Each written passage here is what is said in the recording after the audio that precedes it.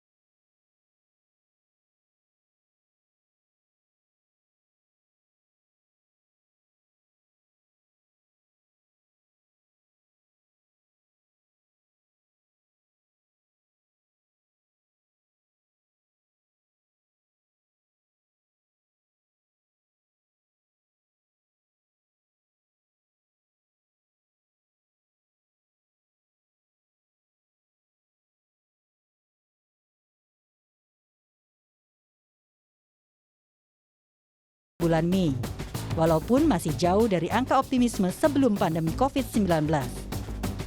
Sementara yang tidak optimis terus menurun di bulan Juli, meski sempat meninggi sebanyak 47,6% di bulan Mei lalu saat pandemi COVID-19 terus meningkat.